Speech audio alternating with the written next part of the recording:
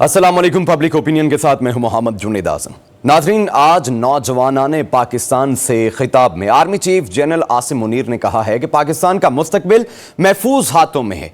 जो पाकिस्तान के डिफॉल्ट का बयानिया बना रहे थे वो आज कहां हैं? उन्होंने कहा कि पाकिस्तान का मुस्तकबिल महफूज हाथों में है और पाकिस्तान के डिफॉल्ट का बयानिया बनाने वाले आज कहीं नजर नहीं आ रहे। इसके अलावा अडयाला जेल में सहाफियों से गैर रस्मी गुफ्तगू करते हुए बानी पीटीआई ने कहा है कि मैं मुतालबा करता हूं जनरल फैज हमीद का ओपन ट्रायल किया जाए और ओपन ट्रायल में मीडिया को कवरेज की रसाई दी जाए, जिस पर सिक्योरिटी जराए का सख्त रद्द-ए-अमल देखने में आया है। सिक्योरिटी जराए का कहना है कि बानी पीटीआई बताने वाले कौन होते हैं कि फैज हमीद का ट्रायल ओपन कोर्ट में होगा या फिर नहीं। अगर बानी पीटीआई का इस मामले में ट्रायल हुआ तो तसल्ली रखें, ओपन ही होगा। सारी दुनिया को पता चलेगा कि वो क्या करते और करवाते रहे हैं। दूसरी जानिब इलेक्शन कमीशन ने रजिस्टर्ड सियासी जमातों की अपडेटेड फहरिस्त जारी कर दी है, जिसमें तहरीक इंसाफ के चेयरमैन का खाना खाली रखा गया है। इसका मतलब यह है कि इलेक्शन कमीशन ने पीटीआई का इंट्रा पार्टी इलेक्शन फिर से तस्लीम नहीं किया। याद रहे कि इलेक्शन कमीशन में पीटीआई के इंट्रा पार्टी इलेक्शन का केस ज़ेरे इल्तवा है, जबकि मुस्लिम लीग नून और जमात इस्लामी ने भी 8 फरवरी के इलेक्शन के बाद जमाती इंतखाबात करवाए थे, जिन्हें तस्लीम कर लिया गया है। माहिरीन से जानेंगे कि पाकिस्तान तहरीक इंसाफ का मुस्तकबिल क्या होने वाला है। नाजरीन, अगर इंटरनेट की सूरत हाल पर बात करें तो chairman PTA major general retired Hafeezur Rahman ने इस्लामाबाद में मीडिया से गुफ्तगू की और कहा कि fire wall grey traffic control करने के लिए है। Major general retired Hafeezur Rahman का कहना है कि विफाकी हुकूमत ने हुक्म दिया है कि फायर वॉल लगाई जाए। पीटीए इस पर अमल कर रहा है। सिस्टम की अपग्रेडेशन से इंटरनेट में कोई खलल नहीं बल्कि सबमरीन केबल में फॉल्ट है, जिससे इंटरनेट मुतासिर हुआ है, जो 27 अगस्त तक ठीक होने का इम्कान है।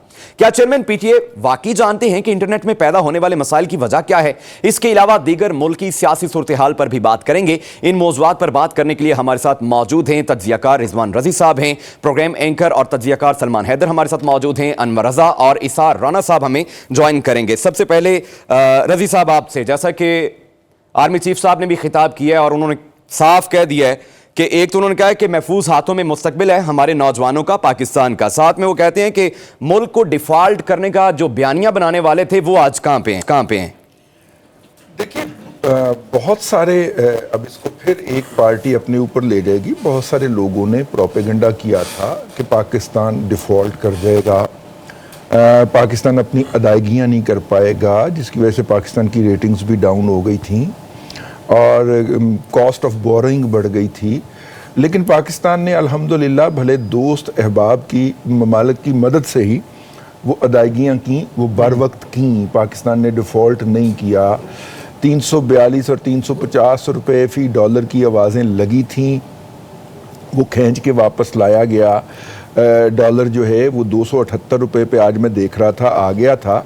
पिछले कल और परसों ये 282 तक भी गया, और उसकी बुनियाद के ऊपर मार्केट मंदी में चली गई। लेकिन आज वो खींच के दोबारा उसको कान से पकड़ के 278 पे ला के टिकाया गया है। तो इसका मतलब ये है कि चीज़ें कंट्रोल में हैं या कर ली गई हैं और पाकिस्तान डिफ़ॉल्ट नहीं किया।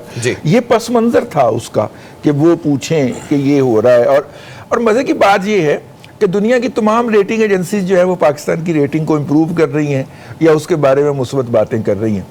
सिर्फ उसके बारे में मुस्बत बातें सिर्फ पाकिस्तान के मीडिया और सोशल मीडिया पे नहीं हो रही। और हमारा ये हाल है इस वक्त कि किसी ज़माने के अंदर 90 से लेके 2000 तक और 2000 से लेके 2010 तक दुनिया के किसी कोने में कोई पटाखा फूट जाता था ना, तो उसमें से पाकिस्तानी का नाम बरामद हो जाता था। आज ये हालत है कि दुनिया के किसी मुल्क के अंदर कोई डिजिटल टेररिज्म होता है तो उसके पीछे पाकिस्तानी बरामद हो रहा होता है। आप अंदाज़ा फरमाइए कि जो साउथ पोल यूके के अंदर जो फसादात हुए हैं उसके पीछे से भी एक अपना बरखुरदार जो है लाहौर का ही वो निकल आया और गिरफ्तार भी हो गया बाकायदा। कहने का मतलब ये है कि वो जो उन्होंने फ़र्द के मिल्लत का सितारा होने की बात की है, ये फ़र्द मिल्लत का सितारा तभी हो सकता है जब हम इसको प्रॉपर एजुकेशन देंगे और प्रॉपर तरबियत दे के अमली ज़िंदगी का हिस्सा बनाएंगे। ये अगला मरहला जो है ये भी शुरू होना चाहिए। अब सही है। इसार राना साहब, बानी पीटीआई ने जैसा कि जनरल फैज़ हमीद के हवाले से कहा है कि ओपन ट्रायल होना चाहिए, तो सर आप ये डिमांड कैसे देख रहे हैं और फिर आगे से इसका जवाब जो आया है?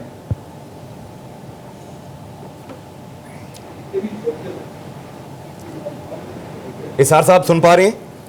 جی میں نے آپ کا آدھا سوال سنا ہے، لیکن وہ کہتے ہیں نا آدھے خط میں پوری ملاقات ہو جاتی ہے، تو میں آپ کے آدھے سوال سے ہی پورا سوال جی سر. اندازے سے سمجھ گیا ہوں. دو چیزیں ہیں، ایک تو مجھے بڑی خوشی ہے کہ اللہ کا شکر ہے پاکستان ڈیفالٹ سے نکلا ہے، اور اللہ تعالیٰ پاکستان کو نظر بد سے محفوظ رکھے چاہے وہ کوئی بھی ہو.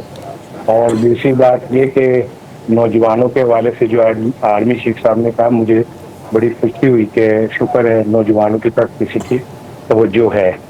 اور مجھے امید ہے کہ 3.25 کروڑ بچے جو اسکول نہیں جا پا رہے ان کی طرف بھی اب ہم توجہ کریں گے اور کوئی ایسا نظام لائیں گے کہ وہ اسکول جانے کے قابل ہو جائیں، کیونکہ فیوچر تو ہمارا وہی ہے. اور 3.25 کروڑ بچے وہ ہیں، باقی کچھ جو مدرسوں میں پڑھتے ہیں. تو اللہ تعالیٰ میرا خیال ہے کہ ان پہ مہربان ہے. میرا یقین ہے کہ انشاءاللہ ہم موجودہ حکومت کے ٹورزم دور میں ضرور آگے بڑھیں گے.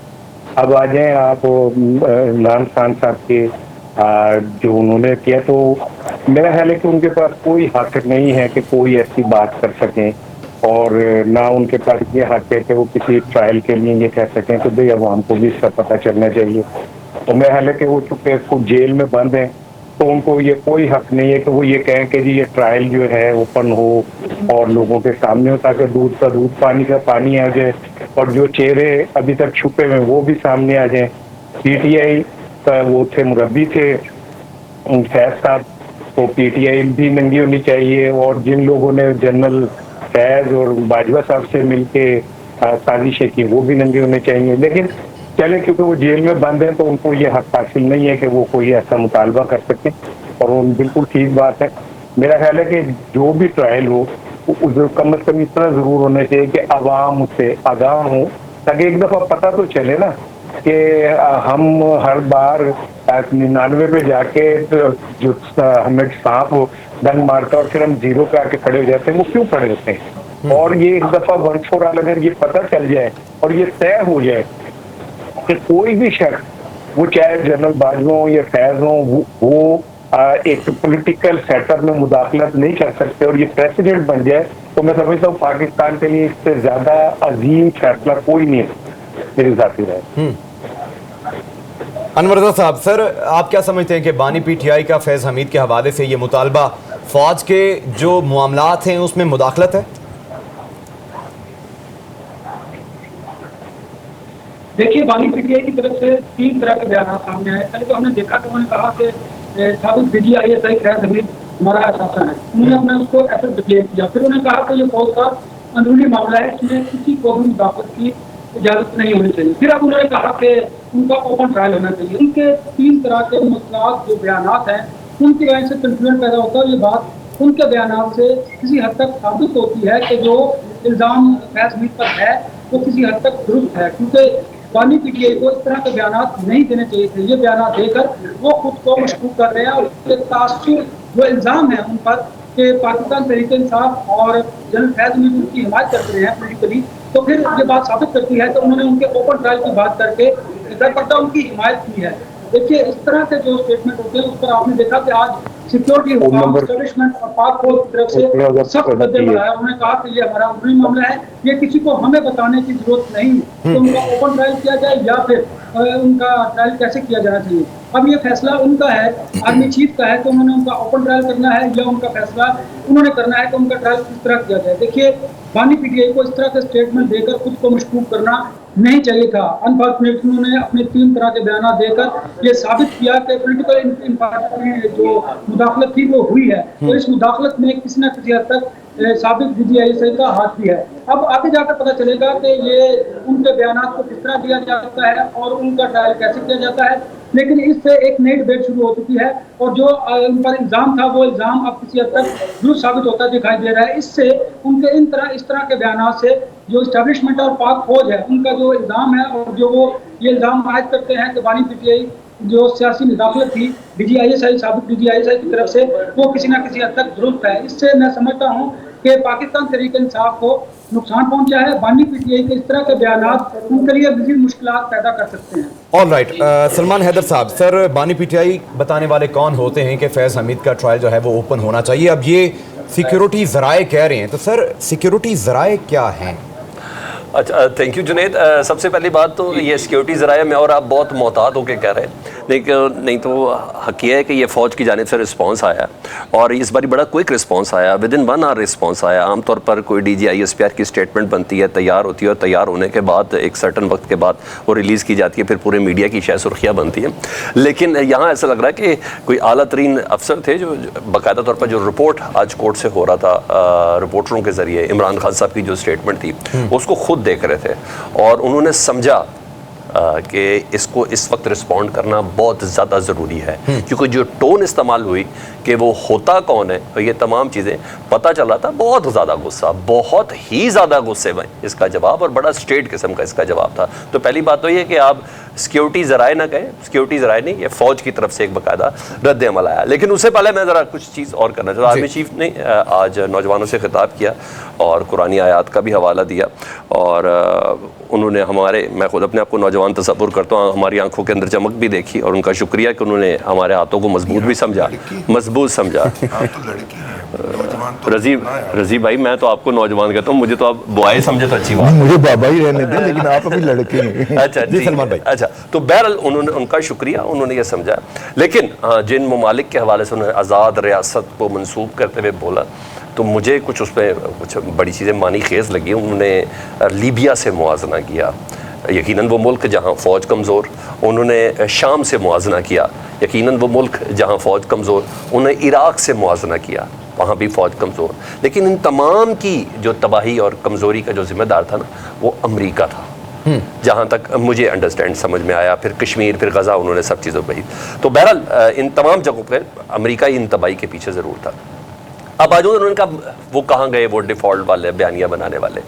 مجھے بصد احترام ڈیفینیٹلی آرمی منظرنامے پر پاکستان کے کوئی اکانومی, انٹرنیشنل ریلیشن, ادھر فرام چائنا, ادھر اگر آپ شنگھائی تعاون تنظیم دیکھ لیں, آپ ایران دیکھ لیں, آپ انڈیا دیکھ لیں, آپ کا یو اے ای دیکھ لیں, سعودی عرب دیکھ لیں, ہمارے شاید مجھ تک نہ پہنچی ہو وہ خبریں, باتیں, کیونکہ امید ہوپس تو بہت ایس آئی ایف سی کے پلیٹ فارم کے ساتھ تھی. لیکن ڈیفالٹ کی ڈیفینیشن کیا ہے, مجھے ابھی تک یہ سمجھنا ہے. کیونکہ اس ڈیفالٹ کا لفظ پہلی بار جس کا تذکرہ کیا تھا وہ اسحاق ڈار صاحب نے پی ڈی ایم 1 حکومت میں کیا تھا, اور اس وقت کیا تھا جب مفتاح اسماعیل کی جگہ ان کو لایا جا رہا تھا. اس وقت خوف کی ایک فضا قائم کی گئی تھی, اس وقت آئی ایم ایف کو ڈرایا گیا تھا, اس وقت آئی ایم ایف کو دھمکایا گیا تھا کہ ہم اپنی شرطوں کے اوپر لیں گے. کیا ڈیفالٹ کسے کہتے ہیں؟ کیا اس پوزیشن سے آج کی پوزیشن دیکھیں تو پاکستان میں بجلی کے نرخ کم ہوئے, 2017-18 کی پوزیشن پر آ گئے؟ کیا ہوا؟ ڈالر ریٹ کم ہو گیا, تیل کے ریٹ کم ہو گئے, بجلی کے یونٹ کم ہو گئے, کیا ہو گیا کم؟ کیا روز مرہ کی جو چیزیں ہیں جن کو ہم استعمال کرتے ہیں کیا ان کے ریٹس کم ہو گئے؟ مجھے ڈیفالٹ اس حوالے سے تھوڑا انڈرسٹینڈ کرنا. سلمان صاحب وہ تو یہ ساری چیزیں جو پریویس حکومت گزری ہے بانی پی ٹی آئی کے جو کنٹرول میں تھی, وہ کہتے ہیں یہ سارا کچھ انہی کی وجہ سے ہوا ہے. بجلی آج مہنگی, نواز شریف صاحب خود کہہ کے گئے تھے جب انہوں نے یہ ریلیف دیا. دیکھیں ان کے کہنے سے تو مجھے تو کوئی فرق نہیں پڑتا. عوام کو اس ٹائم ان کی موٹر وے نظر نہیں آ رہی, عوام کو اس وقت ان کا ایٹم بم بنانا نظر نہیں آ رہا, عوام کو اس وقت ان کا انفراسٹرکچر نظر نہیں آ رہا, عوام کو صرف پیٹ نظر آ رہا ہے, عوام کو اس وقت بجلی کے یونٹ نظر آ رہے ہیں, عوام کو بجلی کے بل نظر آ رہے ہیں.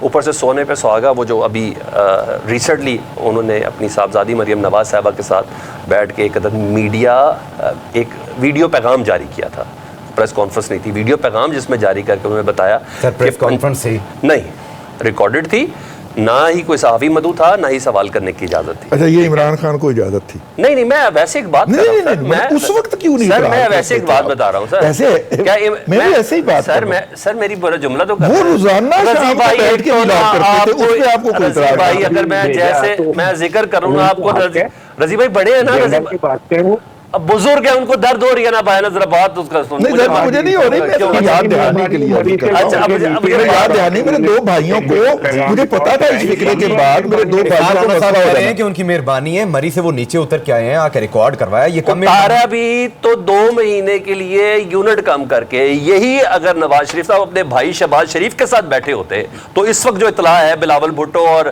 شہباز شریف صاحب کی ملاقات ہونے جا رہی ہے سیز فائر کے حوالے سے سندھ اور پنجاب کے درمیان, تو یہ ملاقات ملاقات ایکسپیکٹ ہی نہ کی جاتی. ایک دم جو کپڑے چوک پہ لانڈری دھونا شروع کر دیتے ہیں نا, یہ جو ایک غیر مرئی اتحاد, غیر مرئی طاقتوں کے ذریعے جو اتحاد ہے نا, یہ اتحاد پھر وجود میں نہ ہوتا. ٹھیک ہے, زیادہ بہتر تھا. میاں محمد نواز شریف صاحب اسٹیٹس مین ہے, کچھ چھوٹی بات ہے, 3 بار کا وزیر اعظم ہے, اور پنجاب کے 2 مہینے کے یونٹ فی الحال کم کر رہے ہیں, ان کی قیمت کم کر رہے ہیں. ان کو شہباز شریف کے ساتھ بیٹھ کے مرکز کی طرف سے پالیسی دینی چاہیے تھی. بجلی کے معاملات مرکز کے ذمہ ہیں, صوبوں کے ذمہ نہیں ہے. ٹھیک ہے سلمان صاحب. رضی صاحب, جیسا کہ مریم نواز صاحبہ نے آج ایک اور اسکیم کا اعلان کر دیا ہے, وہ ہاؤسنگ اسکیم جو ہے, اور اینڈ پہ انہوں نے دوسرے صوبوں کو بھی کہہ دیا کہ بھائی ذرا بسم اللہ کریں, ہمت کریں, کام کریں. ایک طرف سیز فائر معاہدہ ہونے والا ہے کیونکہ بلاول صاحب ملنے والے ہیں وزیر اعظم صاحب سے. ابھی تک جو مجھے نالج ہے اس کے مطابق ابھی اسکیجول جو ہے وہ طے نہیں ہوا تھا, لیکن ملاقات متوقع ہے. تو دوسری جانب مریم نواز صاحبہ دوبارہ سے چیلنج کر رہی ہیں, تو کیا آپ سمجھ رہے ہیں کہ یہ سیز فائر ہونے والا ہے؟ کوئی نہ کوئی پہلے کنفرنٹیشن تھی نہ کوئی یہ تھا. بیسیکلی بنیادی طور پہ اس وقت پی ٹی آئی کے ان ایکٹیو ہونے کے باعث اپوزیشن کا ایک ویکیوم ہے. وہ ویکیوم پورا کرنے کے لیے کبھی جماعت اسلامی آگے آتی ہے, کبھی جمعیت علماء اسلام اپنی تحریک چلانے کا اعلان کرتی ہے. کیونکہ پہلے جو رونق میلہ لگایا ہوا تھا کرائے کے افغانیوں کے ذریعے, اب وہ تو نہیں ہے دستیاب. انیکٹیو ہونے کے باعث کہ انیکٹیو رکھنے کے باعث انیکٹیو ہو گئے. نہیں سر, انیکٹیو ہو گئے کہ انیکٹیو رکھا گیا. چلے پھر کل جلسے کی اجازت دے دیں. آپ نے کبھی پولیٹیکل سٹرگل دیکھی ہے؟ جلسے کبھی اجازتوں کے ساتھ ہوتے ہیں. تو سر جلسے کے آپ پولیٹیکل ڈیفینیشن کو, آپ پولیٹیکل سٹرگل کی اسار رانا سے پوچھئے گا. لوگ آتے ہیں, گرفتاریاں دیتے ہیں. اس ملک کے اندر تحریکیں چلی ہیں. یہاں پہ یہ پولیس والے ہمیں ماریں گے تو ہم انقلاب کیسے لائیں گے؟ ٹھیک ہے نا, ہمیں تو کوئی مسئلہ ہی نہیں ہے اس ملک کے اندر. ہم تو آپ لوگوں کے لیے نکلے ہیں, آپ کے باپ دادا پردادا کے سر پہ احسان کرنے نکلے ہیں. یہ نئی پولیٹیکل کریڈ ہے جن کے خیال میں, جن کے بارے میں ہمارے احباب کا خیال ہے کہ ان کا احترام کیا جائے, اور ان کو جلسے کی اجازت کی ضرورت ہے. بھائی جب 10,000 سے بندہ زیادہ ہو جائے نا, یار رضی بھائی قانون پہ عمل کرے تب آپ کو تکلیف ہے, قانون پہ عمل نہ کرے تب آپ کو تکلیف ہے. آپ کیا کرتے ہیں رضی بھائی؟ اسٹیبلشمنٹ پیچھے ہٹ جایا کرتی ہے, اسی لیے آپ مجھے اپنے پروگرام میں نہیں بلاتے. رضوان صاحب دفعہ 144 نافذ ہے سر, آپ کو علم ہوگا. جی وہ جماعت اسلامی کے لیے بھی نافذ تھی. جماعت اسلامی کے لیے انہوں نے آپ سے اجازت ہی نہیں لی. پرسوں کیا ہوا؟ پرسوں پارلیمان کے بعد کیا ہوا؟ اجازت نہیں کر کے دکھا دیا نا. بھئی جلسے اجازتوں سے ہوتے ہیں سر. اجازت لے تو ریڈ زون ہے, اجازت لے تو فری زون ہے. آپ کے پاس لوگ ہیں کوئی نہیں. افغان لیڈر سے وہ چینج کر دیا ہم نے, کمشنر افغان مہاجرین تبدیل ہوا ہے. پی ٹی آئی کے لیے بندہ ہی کوئی نہیں ملتا جلسوں کے لیے. ٹھیک ہے نا. اب یہ باتیں تو آپ کے لیے بڑی عجیب ہوں گی کیونکہ یہ بیانیاں کبھی آنے ہی نہیں دیا گیا. رضوان صاحب ٹھیک ہے, احسان رانا صاحب, سر آپ جیسے کہ رضی صاحب فرما رہے ہیں کہ جلسے اجازتوں سے تھوڑی ہوتے ہیں, تو تحریک انصاف اگر خود سے جلسہ کرے تو کیا انہیں کرنے دیا جاتا ہے؟ قانون فالو کریں تب بھی انہیں کرٹیسائز کیا جا رہا ہے, نہ کریں تب تو وہ ویسے ہی جیسا کہ پچھلے چند عرصے سے ہم دیکھ رہے ہیں تحریک انصاف کے حوالے سے. دیکھیں پنجاب میں 9 مئی کے نام پہ پنجاب پولیس نے جتنی سختیت کا مظاہرہ کیا, جس طرح لوگوں کے گھروں میں گھس کے خواتین سے بدتمیزیاں کی, لوگوں کو اٹھا لیا, تشدد کیا, توڑ پھوڑ کیا, ایک خوف کی فضا قائم کی. بنگلہ دیش میں نوجوان نکلے, ان کو گرفتار کیا گیا تو ان کے ماں باپ کو اس بات کا پتہ ہوتا تھا کہ یہ گرفتار ہوا ہے, کون سے تھے جیل میں یا تھانے میں. جب آپ بندہ اٹھا لیں 3 مہینے پتہ ہی نہ چلے کتنے ہوئے, تو کوئی بھی اپنی ضرورت نہیں کرے گا کہ باہر نکلے, اور ہر بندے کو اپنی ایک جان زندگی عزیز ہے.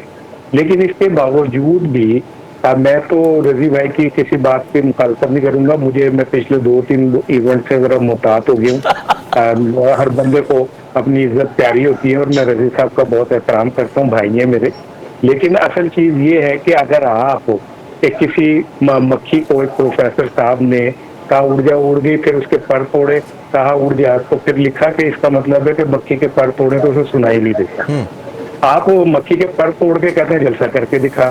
ان کی پہلی, دوسری, تیسری, چوتھی لیئر تک آپ نے پی ٹی آئی کی جو ہے یا گرفتار ہے یا بھاگی ہوئی ہے یا مفرور ہے یا پرچے ہوئے ہیں, آپ کہتے ہیں کہ باہر نکل کے دکھاؤ. یار مجھے آپ وہ 2 بندے جھنڈا لے کے 14 اگست کو نکلتے ہیں, آپ ان پہ پرچہ کر دیتے ہیں. اور دوسری طرف پرسوں علماء کرام جو تھے وہ ان کو آپ نے بڑے اہتمام سے ریڈ زون تک جانے دیا, توڑ پھوڑ کرنے دی. وہ کس کو میسج تھا مجھے نہیں پتا اور کس نے دلوایا مجھے یہ بھی میں اس پہ بات نہیں کر رہا. لیکن آپ نے پی ٹی آئی کے خلاف اتنا شدید کریک ڈاؤن کیا پنجاب میں, اور ابھی تک میں بھی ساتھی ہوں, مجھے ابھی تک بھی اطلاعات ہے کہ لوگوں کے گھروں میں پولیس آ رہی ہے. اطہار صاحب, ابھی کی جو اطلاعات ہیں وہ بالکل آپ کے درست ہیں کہ وہ انہوں نے دوبارہ سے لوگوں کو اٹھانا شروع کر دیا, ریڈ زون جو ہے وہ سیل کر دیا. اطہار صاحب بریک کا وقت ہے, بریک کے بعد واپس آئیں گے. ایک رضی صاحب سے ریکویسٹ کروں گا, میرے بھائی ہیں, بس احترام, اور اس شرط پہ کہ وہ مجھ سے لڑیں گے نہیں, بس احترام کیا رہوں. دیکھیں ہم نے نا اس خوفناک بات کو نکلنا چاہیے کہ جی پی ٹی آئی کے پیچھے سب وہاں پہ دیکھیں جی وہ ٹی ٹی پی والے ہیں اور یوں ہے. پی ٹی آئی نے 8 فروری کو پورے پاکستان نے پی ٹی آئی کے سر وہ افغانیوں نے ڈالے تھے ووٹ, بات اسی طرح افغانیوں نے ڈالے تھے. آپ ہمارے ساتھ رہیے.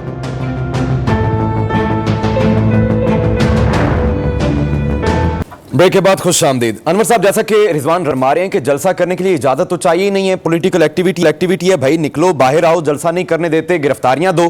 اس سے پہلے ہم نے دیکھا ہے کہ جلسہ کرنے کی اجازت نہ مانگ کر تحریک انصاف نے کتنا نقصان اٹھایا. تو کیا دیکھ رہے ہیں, ابھی تو ان کا اجازت نامہ بھی منسوخ ہو گیا اسلام آباد جلسے کا. جی بالکل, دیکھیے اگر آپ نے کسی بھی شہر میں جلسہ کرنا ہے تو وہاں کی جو ایڈمنسٹریشن ہے آپ کو اس سے اجازت لینا پڑے گی, کیونکہ ملک کے جو حالات ہیں, جو سیکورٹی سچویشن ہے, اس کے مطابق آپ کو چیف کمشنر یا ڈپٹی کمشنر سے اجازت لینا لازم ہے. آپ نے دیکھا کہ آج چیف کمشنر اسلام آباد جو ہیں علی رندھاوا, انہوں نے یہ جو ان کا این او سی تھا اسے معطل کر دیا ہے, اور معطل کرنے کی وجہ بھی یہ بتایا, سیکورٹی رسک بتایا. لیکن اس کے باوجود پاکستان تحریک انصاف کے جو سینئر قیادت ہے, آپ ان کی طرف سے بیانات دیکھیے جو کنفرنٹریشن کی طرف جا رہے ہیں. علی امین گنڈا پور جو سی ایم ہے کے پی کے, ان کی طرف سے بیان ہے کہ ہم نے جلسہ لازمی کرنا ہے. وہ باقی جو ان کی قیادت ہے انہوں نے اپنے کارکنان کو کہا ہے کہ اسلام آباد کے جو مختلف پوائنٹس ہیں وہاں پر آپ نے اکٹھے ہونا ہے, وہاں سے اکٹھے ہو کر وہ کسی ایک جگہ اسمبل ہو سکتے ہیں, یا پھر اسلام آباد کے مختلف مقامات پر وہ چھوٹے چھوٹے جلسے بھی کر سکتے ہیں. یہ بھی پلان ترتیب کیا گیا ہے. لیکن آپ یہ دیکھیے کہ پاکستان تحریک انصاف جو ہے وہ ہر گزرتے دن کے ساتھ جو اسٹیبلشمنٹ ہے, جو موجودہ حکومت ہے, ان کے ساتھ کنفرنٹریشن کی جو کیفیت ہے وہ بڑھتی چلی جا رہی ہے. بانی پی ٹی آئی کے بیانات دیکھیے, ایک دن وہ چاہتے ہیں کہ اسٹیبلشمنٹ کے ساتھ مذاکرات کریں, لیکن نیکسٹ ڈے وہ پھر ان کا ایسا کوئی اسٹیٹمنٹ آ جاتا ہے.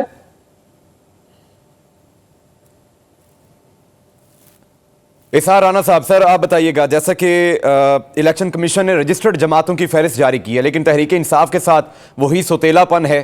حالانکہ نون اور جماعت اسلامی نے 8 فروری کے بعد الیکشن کیے ہیں, لیکن تحریک انصاف کے ایکسیپٹ نہیں ہو پا رہی انٹرا پارٹی الیکشن.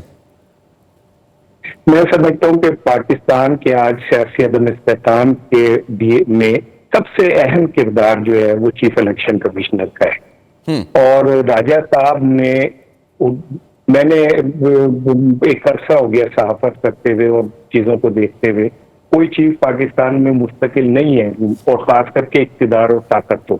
اور جو بعض اوقات ایسا لگتا ہے کہ جو لوگ بیٹھے ہیں شاید انہوں نے کبھی نہیں اترنا, لیکن پھر وہ تاریخ انہیں ہمیشہ ایک برے لفظوں سے یاد کرتی ہے.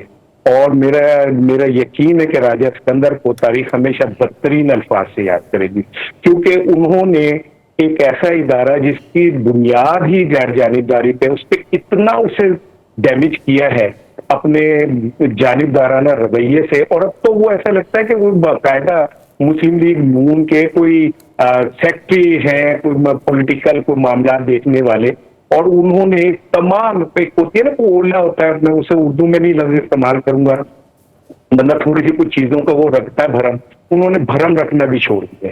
آج پاکستان اگر سیاسی عدم استحکام کا شکار ہے اور اتنی زیادہ پولرائزیشن ہوئی ہے, تو اس میں ایک اہم کردار چیف الیکشن کمشنر کا. یہی وجہ کہ اقوام متحدہ آج کہتا ہے وہ انڈائریکٹلی چیف الیکشن کمشنر ذمہ دار, جس نے الیکشن کا بیڑا گرک کیا.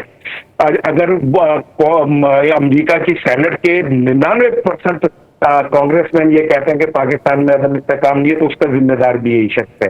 اگر برطانیہ کے پارلیمنٹیرین کہتے ہیں تو بھی یہی ذمہ دار ہے. یورپ اگر یہ بات کہہ رہا ہے تو بھی یہی ذمہ دار ہے. اور میں حیران ہوں پاکستان کے اوپر کہ ہم کس دھڑلے سے, یورپ نے ابھی نہیں کہا, وہ آپ کی کوشچن جاری ہے, وہ ابھی نہیں کہا اس نے. باقیوں کی بات بھی کر لیتے ہیں. یورپ نے تو بالکل بھی نہیں کہا سر, وہ لابنگ جاری ہے آپ کی, لیکن ابھی وہاں پہ قرارداد نہیں آئی. سر مجھے اپنی عزت بہت پیاری ہے اور میں نے اب بحث کرنا چھوڑ دیا سر. میں 2 دفعہ سے تجربہ کر چکا ہوں, تو آپ جو کہہ رہے ہیں ٹھیک کہہ رہے ہیں. سر فائنل لائنز دیں پلیز سر. لیکن شکر ہے آپ نے یہ نہیں کہا کہ وہ جو 268 کانگریس مین تھے یا 368 وہ بھی اقوام متحدہ نے بھی نہیں کہا سر. بڑا شارٹ ہے, میرا بھی تو واری آنی ہے یار, ٹائم بڑا شارٹ ہے. اقوام متحدہ کے ورکنگ گروپ نہیں کہا سر, ورکنگ گروپ نے بھی نہیں کہا, وہ این جی او جس نے کہا ہے. آپ نے بتا دیا نا قوم کو, پروپیگنڈا کر دیا. نہیں کہا سر, بیٹھ نہیں ود سی سر, پھر میں نہیں بولوں گا, کھانا کھا لیں اس پروگرام کے بعد میرے ساتھ. یہ ہم تو بہت قریب تھے سعودی عرب کے, اور شاہ سلمان پاکستان آ رہے تھے پیسے لے کے, اور جناب علی مجھے لگ رہا تھا کہ اوپر سے ایسے کر کے ریال برسیں گے. یہ چین تیار تھا بیگ لے کے, وہ سر رستے سے جنازے جو رکھ کے بیٹھ جاندے ہو تسی. وہ صدر ہی کی رستے میں بھی جنازے رکھ کے بیٹھ گئے تھے, آپ یہاں پہ بھی جنازے رکھ کے بیٹھے ہوئے, معافی دے رہے ہو سر. سر آپ مجھے ٹائم دیجیے گا. تب کیوں کرو گے استحکام لے کے آئے پہلے, کون کیوں نہیں ہوگا آپ کو کوئی منہ لگا رہا, آپ کے قریبی ہمسائے آپ کو کہنا چلو نکلو تو استحکام لے کے. ٹھیک ہے سارانہ صاحب, آپ کا پوائنٹ آ گیا. بھائی اس سارے کا ذمہ دار, ایک ذمہ دار جو ہے وہ چیف الیکشن کمشنر ہے, جس نے اس پاکستان کے نظام کا بیڑا گرک کیا. رضوان رضی صاحب, سر اب سوال تو بنتا ہے نا کہ سر سوال نہیں بنتا. 9 مئی والے دن ہمیں روکا کیوں نہیں, سوال کر رہے نہیں 9 مئی والے دن ہمیں روکا کیوں نہیں, آج ہے کہ ہمیں اجازت کیوں نہیں دے رہے ہمیں باز. یعنی 9 مئی کے دن سب سے بڑا شکوہ یہ کہ ہمیں روکا کیوں نہیں, اور آج میرے دونوں بھائیوں کو شکوہ ہے کہ اجازت کیوں نہیں دی. یار کسی ایک طرف تو ٹھہرو. لیکن یہ بالکل قائد بانی پی ٹی آئی کی ان لائن چلتے ہیں, وہ ایک دن ایک بات کرتے ہیں, دوسرے دن دوسری بات کرتے ہیں. یعنی راجہ سکندر کو تو تاریخ بدترین الفاظ میں یاد کرے گی, لیکن اس شخص کو تاریخ بدترین الفاظ کے اندر یاد نہیں کرے گی جس نے راجہ سکندر کو اپوائنٹ کیا. نمبر 1 اس کو بھی نہیں یاد کرے گی جو ڈی پی او لاہور کے تبادلے کے اندر. میری بات تو سر میں کیوں, میں سر آپ نے بتایا کس نے کیا. نہیں سر, بانی پی ٹی آئی نے کیا, پی ٹی آئی نے کیا. کس نے نام دیا مجھے سلطان راجہ کا, اس کو شیخ رشید صاحب نے وقت دیا. آپ برداشت کیجئے سر, آپ کاؤنٹر نریٹو کو بھی تو دیکھ لیں. آپ کے قریب اس کا مطلب یہ نہیں کہ میرے آپ الٹے ہاتھ پہ ہیں, سیدھے پہ نہیں ہیں. نیریٹو کو کہ کاؤنٹر نیریٹو کو بھی تو دیکھ لینا. شیخ رشید صاحب نے نام سجسٹ کیا, انہوں نے اپوائنٹ کیا, انہیں اچھی الفاظ. صاحب مجھے انٹرنیٹ ڈسکس کرنا ہے, مجھے پیچھے سے کہا جا رہا ہے کہ مارو اللہ کاکڑ کا نام دیا تھا نا. سر اسی بھائی ہوا نا جس طرح مارو اللہ کاکڑ کا نام دیا گیا. سر پی ٹی اے کہتا ہے جیسا کہ انٹرنیٹ سلو رہا ہے اور تقریباً 12 لاکھ جو, یہ سوال میرے سے جی آپ سے, فری لانسر جو ہیں انہیں نقصان ہوا ہے اور تقریباً $500 ملین تک ہم نے نقصان برداشت کیا ہے نیٹ سلو ہونے کی وجہ سے. لیکن جو چیئرمین ہے انہوں نے سارا ملبہ زیر سمندر جو کیبل ہے اس پر ڈال دی ہے.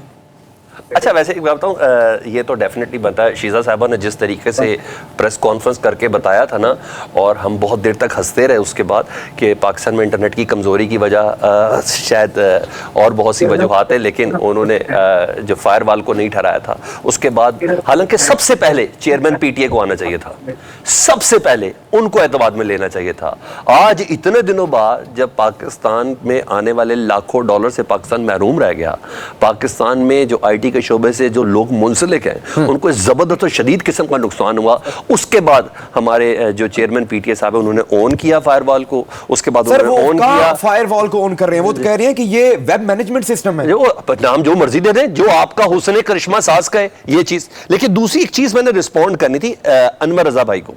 انور رضا بھائی نے کہا کہ عمران خان صاحب ہر روز فوج کے ساتھ کوئی نہ کوئی ایسی کنفرنٹیشن کر رہے ہیں. سر مجھے کسی جگہ پر بھی نظر نہیں آیا کہ پچھلے 2 سے 3 ہفتوں کے بعد عمران خان صاحب نے کسی بندے کا نام لیا ہو, کوئی ایسی بات کی ہو. رہی بات, انہوں نے کہا کہ پہلے دن عمران خان نے سٹیٹمنٹ دی جنرل فیض کے گرفتار ہونے پر کہ یہ فوج کا اندرونی معاملہ ہے. بالکل فوج کا اندرونی معاملہ ہے. دوسرے دن عمران خان صاحب نے کہا کہ فیض حمید ہمارا اثاثہ تھے, اس میں کوئی شک نہیں.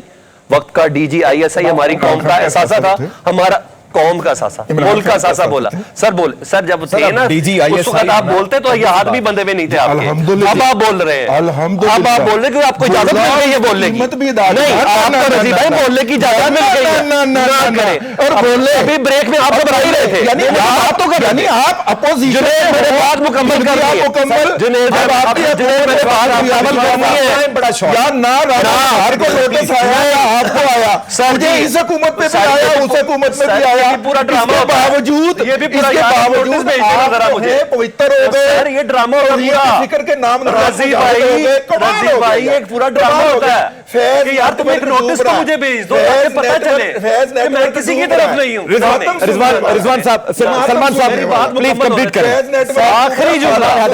آخری جملہ جو آج تیسری سٹیٹمنٹ سے متعلق انور بھائی نے یہ بولا کہ عمران خان صاحب نے ایک بالکل مختلف سٹیٹمنٹ دے دی کہ جنرل فیض صاحب کا اوپن ٹرائل ہونا چاہیے سر پچھلے 3 دنوں سے 4 دنوں سے کیا ہائپ بنائی جا رہی ہے جنرل فیض کی گرفتاری کے بعد ہائپ بنائی جا رہی ہے کہ جنرل فیض کے حالانکہ آئی ایس پی آر نے نہیں بولا ٹاپ سٹی کیس اور کچھ آفٹر ریٹائرمنٹ ایکٹیویٹیز نام کسی کا نہیں لیا پھر یہ نام کون لے رہا ہے خواجہ آصف صاحب یہ نام کون لے رہا ہے عطا تارڑ صاحب یہ نام کون لے رہا ہے فلانا منسٹر یہ نام کس نے کہا ہے آپ کو انویسٹیگیشن جنرل فیض حمید صاحب کی فوج کے انڈر کسٹڈی ہو رہی ہے آرمی ایکٹ کے تحت ہو رہی ہے انفارمیشن ساری آپ کے پاس ہے بھائی جس طرح آپ سیاسی بیان دے رہے ہیں اس نے بھی سیاسی بیان دیا اس نے کہا چاہے اس کے کیس پر عمل نہیں ہوگا چاہے اس کے کیس پر اس کا جواب میں رضی صاحب سے لینا رضی بھائی کا کہیں گے نہیں پلیز نہیں بولے رضی بھائی بولے فیض صاحب اندر ہے رضی بھائی فیض صاحب اندر ہے آپ بول سکتے ہیں انور صاحب کا لینا میں رضی بھائی اپنی فیض کے دور میں بھی بولا اس کے سینے پہ چڑھ کے بولا آپ چھپے ہوئے تھے اس کی گود میں آپ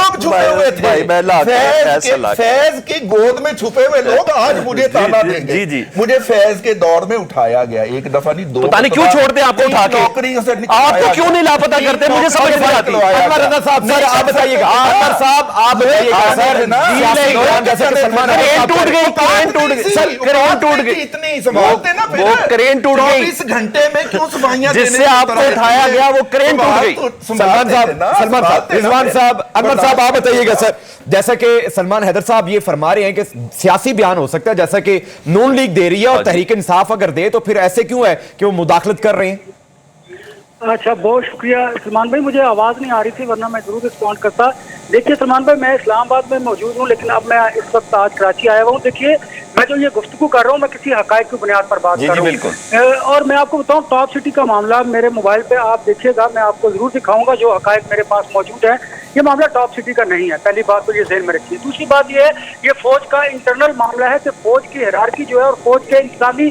معاملات کو چیلنج کیا گیا ہے اب آپ دیکھیے ذرا دونوں سیاسی جماعتوں کے بیانات کا جائزہ لیجیے اس وقت آپ کو پتا ہے ہمارے ملک میں جب کوئی برسر اقتدار ہوتا ہے تو اس کے بیانات کو بڑی میڈیا بھی اہمیت دیتا ہے اور ہم لوگ بھی اس کو بڑا اٹھاتے ہیں اب ذرا آپ دیکھیے جب کوئی جماعت زیر عتاب ہوتی ہے اس کی طرف سے کوئی اسٹیٹمنٹ آتا ہے بھلے اس کو آپ اچھی نیت سے لے لیجیے لیکن اس کا کانٹیکسٹ دیکھیے گا کہ کس طرح لیا جاتا ہے اب دیکھ رہے ہیں بانی پی ٹی آئی کو وہ جیل میں اور وہ کہہ رہے ہیں کہ ان کا اوپن ٹرائل ہونا چاہیے اوپن ٹرائل جب وہ یہ بات کر رہے ہیں تو وہ یہ ثابت کرتی ہے اور لنک کرتی ہے سیکورٹی کام اس کو لنک کرتے ہیں کہ پولیٹیکلی انہوں نے فائدہ حاصل کیا ہے جنرل فیض حمید سے ان کے دور میں دیکھیں D G I S I یا فوج ہمارا ایسٹ ہے آپ کا بھی میرا بھی ہم سب کا بھی لیکن انور صاحب اگر پولیٹیکل فائدہ لیا ہے انور صاحب آپ مجھے سن پا رہے ہیں تو سر اگر پولیٹیکل فائدہ لیا ہے انہوں نے تو اس کے جو سیاسی مخالفین ہیں وہ اس کو کرٹیسائز کریں گے اب خان کا جو بیان ہے اگر آپ اس کو دیکھ لیں کہ نیک نیتی پر بھی مبنی ہے اگر ایک لمحے کے لیے ہم یہ بھی سوچ رہے ہیں لیکن سیکورٹی کو ہم یہ سمجھتے ہیں اور سوچتے ہیں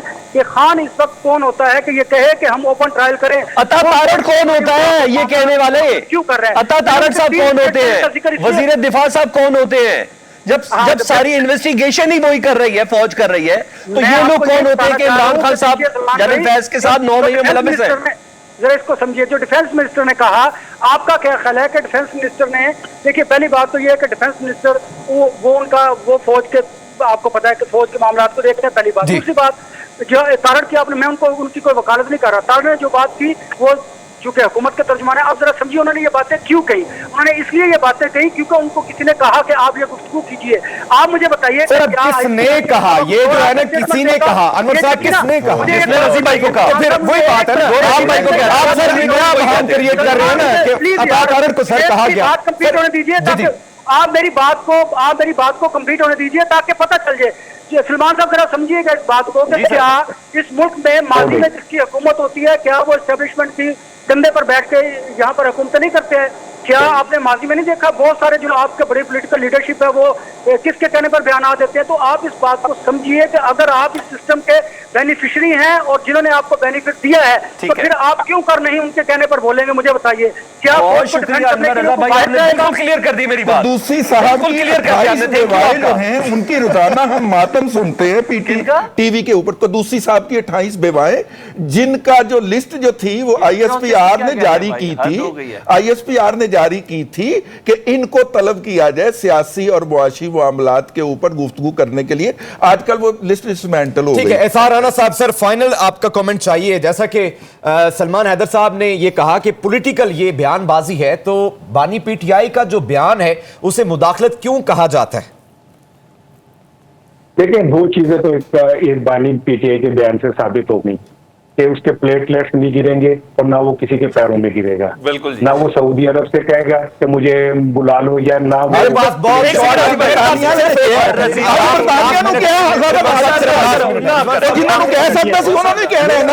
آج برطانیہ والے نے کہہ دیتا یار کوئی میرا مطلب خیال کر لو منہ تے یار کوئی خدا نہ خوف کر یار کوئی خدا نہ خوف کر. آج برطانیہ والے نے کیا ہے لگ جاتا ہے آج چھپیا ہے پوری ہونے دینا. میرے پاس آخری رضوان صاحب رضوان صاحب پلیز اظہار صاحب میں نے جو پوچھا سنو حوصلہ تو کریں بھائی. اظہار صاحب آخری منٹ ہے، صرف کامنٹ کر دیں جو میں نے آپ سے پوچھا پلیز. میں عرض کر رہا ہوں نا، آپ تحقیقات کریں نا کہ آپ کا وزیر دفاع کہہ رہے کہ ہاں جنرل باجوہ سے مل کے ہم نے حکومت گرائی ہے. لائے جنرل باجوہ کو بھی کورٹ کے اندر، لائے وزیر دفاع کو بھی کورٹ کے اندر، وہ خود اعتراف. ٹھیک ہے اظہار رانا صاحب بہت شکریہ آپ کا. آج کے پروگرام کا وقت ختم ہوا، انشاءاللہ کل دوبارہ آپ سے ملاقات کریں گے. اللہ حافظ.